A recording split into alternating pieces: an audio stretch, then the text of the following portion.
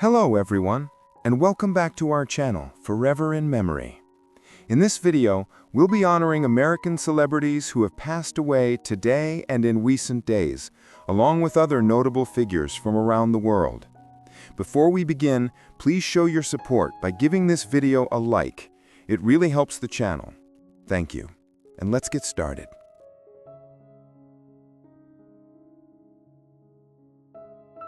Glenn Allison was an American 10-pin bowler who passed away at the age of 95.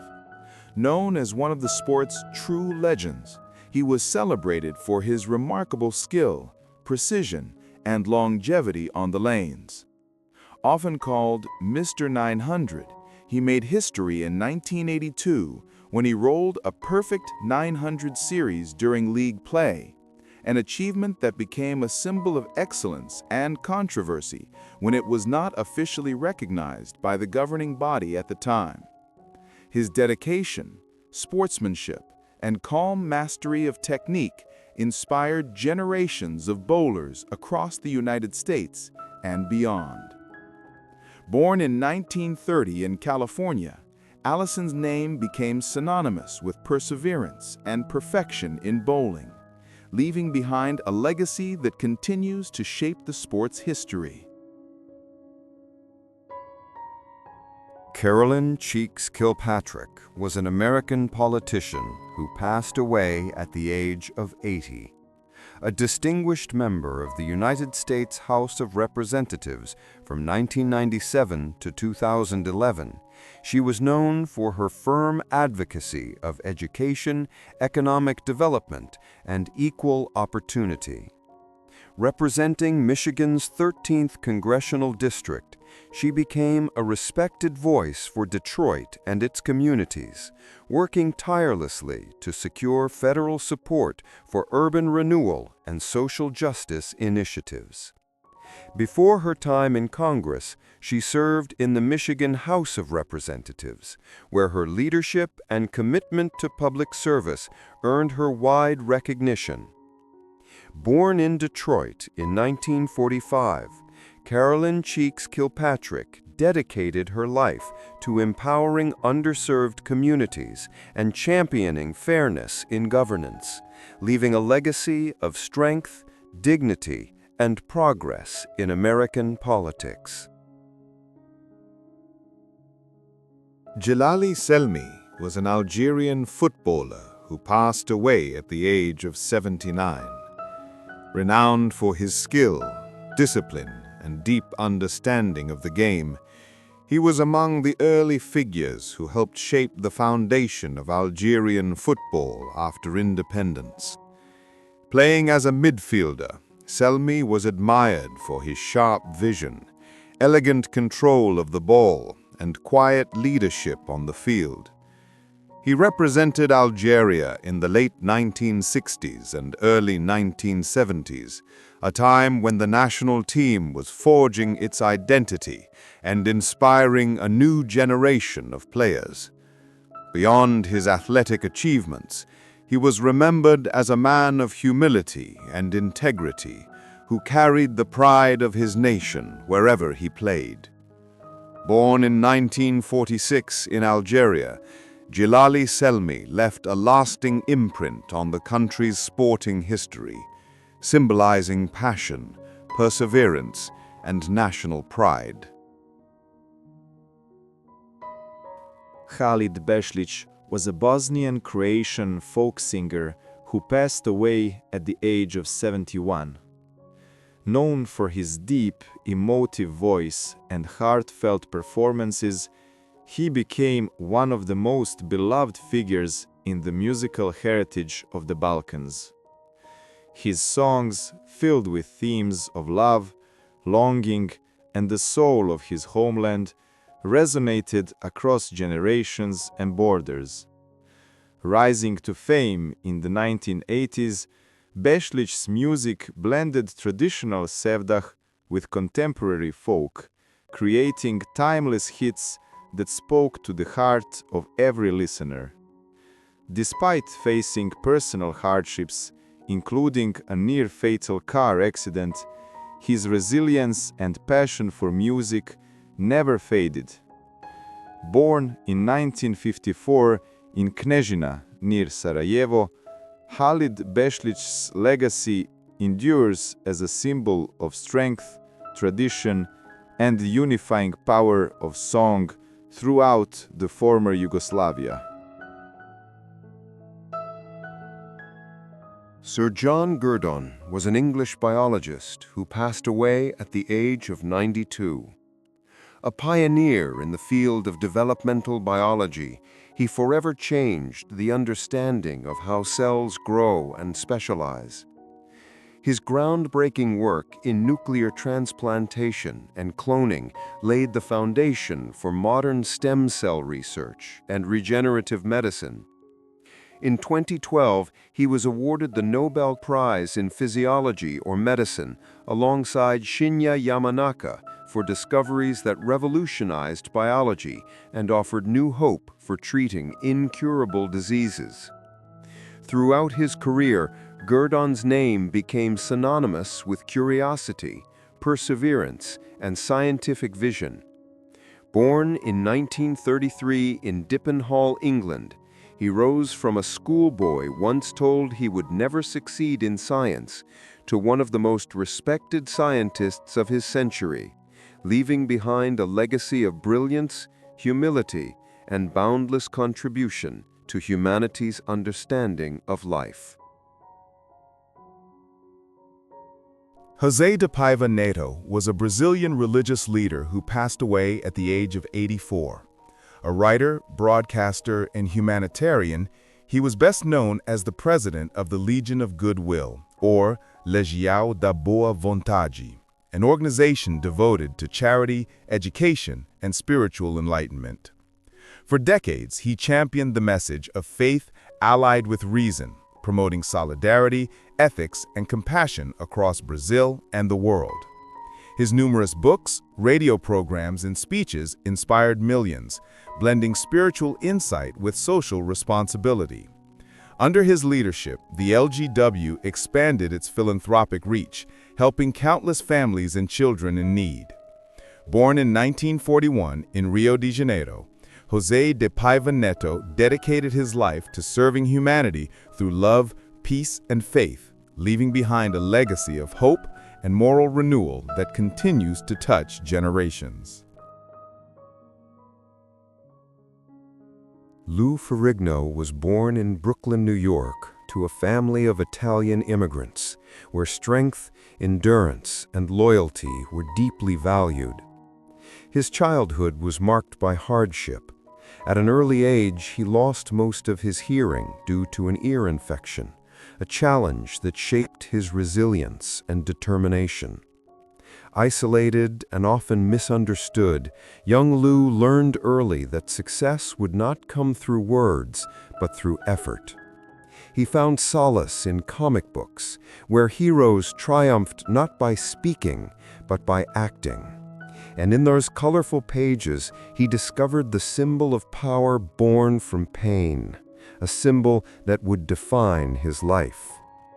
As a teenager, Lou Ferrigno began lifting makeshift weights in his basement, turning his weakness into energy. His body became his language, a way to express everything he could not say aloud. Though mocked at school, he never responded with bitterness. Instead, he trained relentlessly, listening to the rhythm of his heartbeat, feeling each muscle grow stronger as a quiet declaration of defiance. By the time he was 18, Lou Ferrigno's physique drew admiration and awe. His muscles, sculpted with precision and patience, told the story of discipline and solitude. When he first stepped onto a bodybuilding stage, the audience saw more than a competitor. They saw a man who had transformed adversity into art. His dream was simple yet profound, to prove to himself that true strength is not just physical, but also born in the soul. The path of bodybuilding became not just his pursuit of glory, but his way of survival. Inspired by legendary figures like Steve Reeves, Ferrigno's journey was only beginning, one that would soon lift him from the quiet corners of Brooklyn to the bright lights of the world stage. Ferrigno's rise in the world of bodybuilding was both meteoric and deeply human. In his early 20s, he began competing professionally, standing shoulder to shoulder with icons like Arnold Schwarzenegger during the golden age of the sport. His towering frame, powerful yet graceful, made him a natural standout. But behind that monumental physique lived a man driven by an inner fire, the desire to be seen, to be understood, and to prove that limitations exist only for those who accept them. In 1974, he competed in the Mr. Olympia contest, the very summit of bodybuilding, immortalized in the documentary Pumping Iron. That film introduced Lou Ferrigno to the world, the quiet giant training in the dim light of his Brooklyn basement, his father cheering him on with pride and longing. His story contrasted sharply with the charisma of Schwarzenegger, turning the film into a timeless portrait of struggle, ambition, and vulnerability. Although Lou did not take the title, he won something more enduring, the hearts of millions who saw themselves in his persistence. Despite the pain of defeat, Ferrigno never stopped evolving.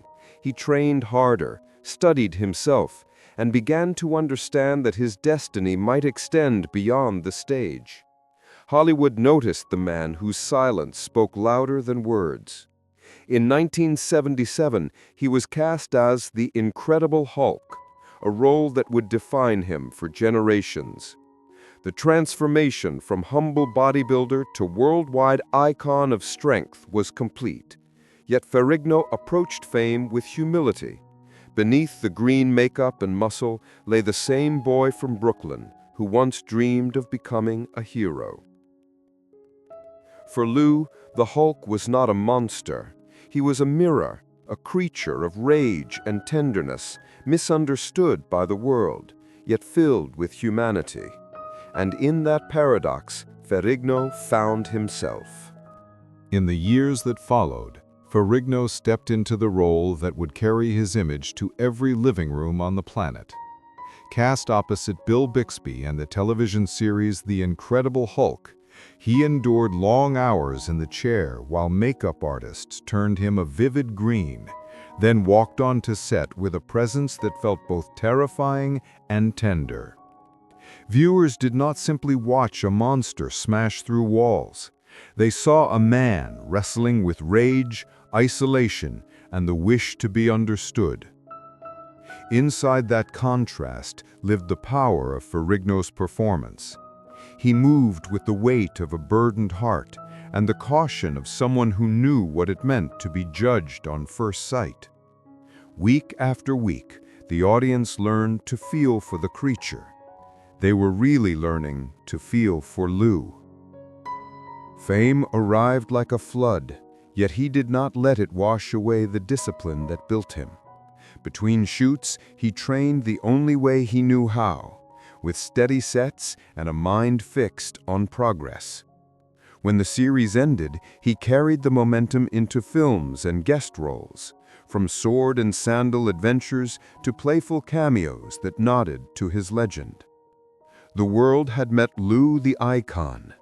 Now it began to meet Lou the working actor who kept showing up, learning new rhythms, and letting the cameras find more than muscle.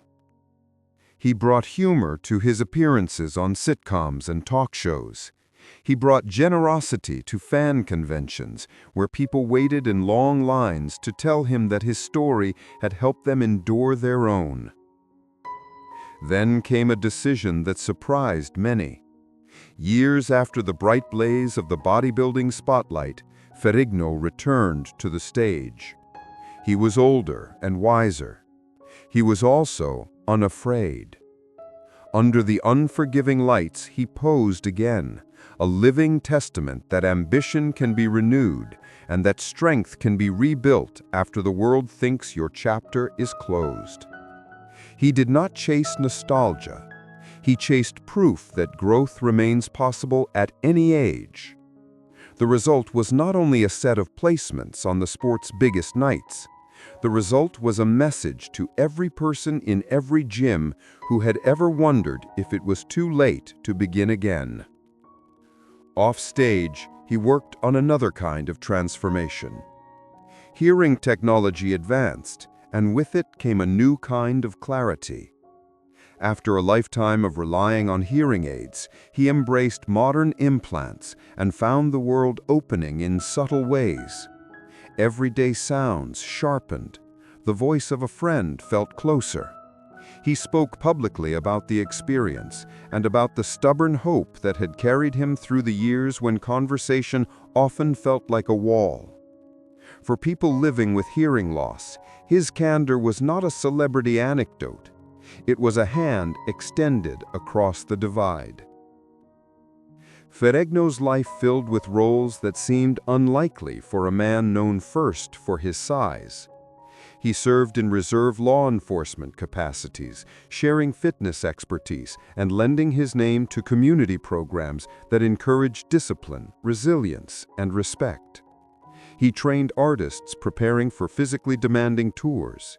He launched fitness ventures that reflected the same slow and honest approach that once built his physique in a basement.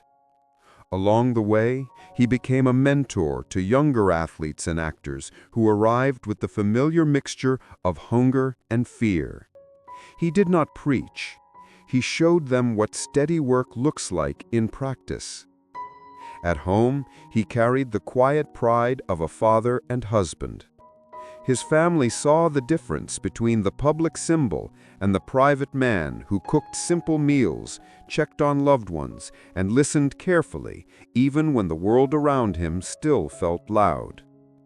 The son who once turned pages of comic books in search of heroes had created a life where comic book courage looked like patience, kindness, and follow-through.